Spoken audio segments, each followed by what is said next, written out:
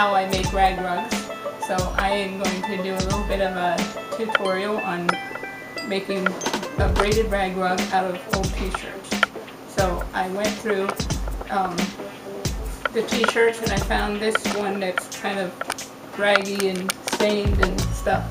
And so what I do is I fold the t-shirt together in half like that. And I lay it down on the cutting mat. And lining this edge up doesn't matter, or this edge. What matters is this edge that you're cutting. So the first thing I do is cut away the bottom hem.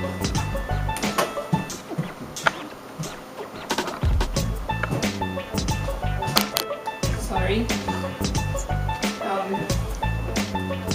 I cut away the bottom hem.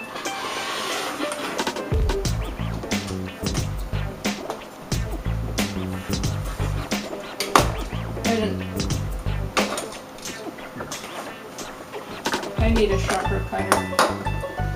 So this I won't use in a rug, but I'm not throwing it away either because they make great ties for tying tomatoes plants to stakes.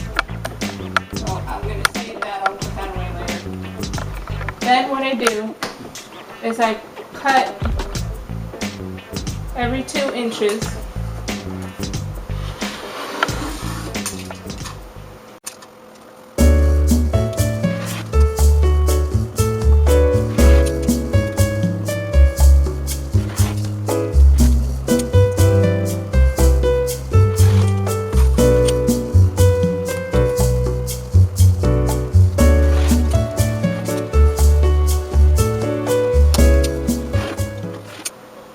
And I cut all the way up to the underarm seam.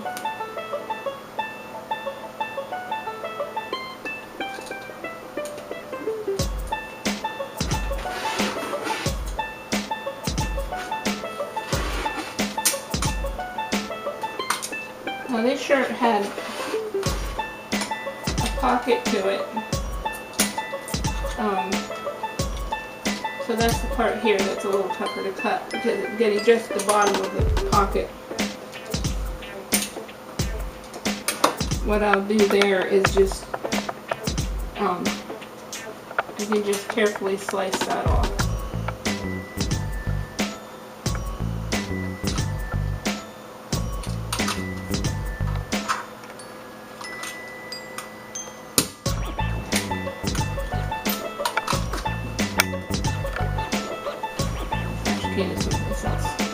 Okay, now the rest of the t-shirt I won't use for the rug, but I'll save it because I can use the fabric for rags or for using to make herbal poultices for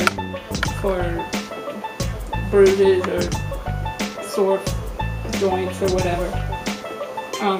So I'll just put that away for another time. Now I take these strips and I join them in. It's very simple to join in. Just take a strip like this. You see they're all in loops because I didn't cut the side seams. This t-shirt actually didn't have side seams, but some do. I don't bother with the side seams. I just leave them intact, and so then I have a loop, and then I can fit it through here like this, and then I don't have to sew. I can just pull that into a knot like that. This is a chip clip that I use to keep the braid from unbraiding when I'm not braiding. And then I just take it and I braid, and I keep braiding like that until I get to the end of the loop, and then I'll fasten in another loop just like I showed you. So I keep the braid under my sewing machine is solid metal. It's an older machine. They don't make them out of solid metal anymore. But I keep it under there so that there's some tension on the braid so that I can make a good, consistent, tight braid. And So after I've braided so far, then I'll just move that. So then when I can continue braiding again. So now I'm going to show you how I lace the braid into the rug.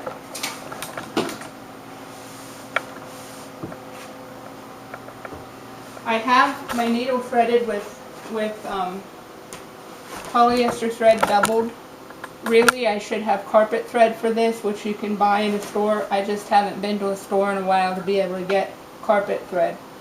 So what you do is you're going to lace. You're not going to sew. You're not going to poke the needle through the fabric. You're going to go between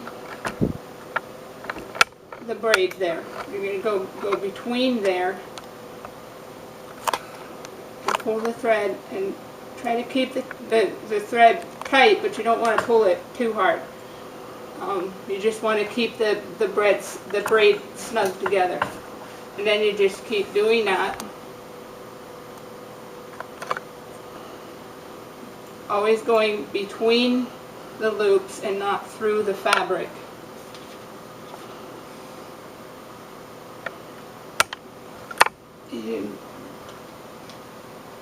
You keep doing that. As you go around,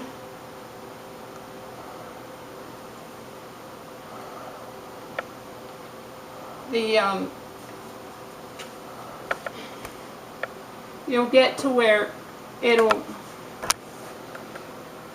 as big as the rug is now, you can do one-to-one there, where you're gonna put the thread in here,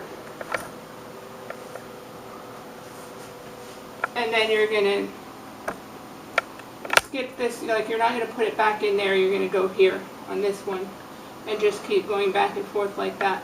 But as it goes around, then it'll get to where eventually, you see here the red is lining up, but eventually the red is not going to line up, because as it gets bigger, it's just not going to line up that way. And then there you have to,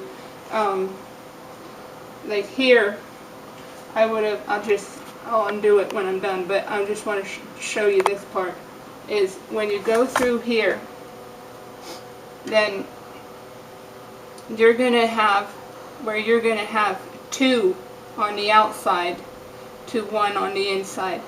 And so you're going to go in 1 here, and then where this thread came out, you're going to go back in. Where normally you would go to the next one, you're going to go back in to where that thread came out. And then if I had sewn along here, then it would show that now these 2 would be together on this one. And now you'll see that now the red lines up with the gray, and then you keep going on like that until you get to where you're going to have to do that again. But you just want to ease it naturally as it goes. You don't want to force and ease, or you're going to have a rippled effect. You want to try to work on a flat surface so that you can keep the red rug flat as you're lacing it, so that it won't ripple.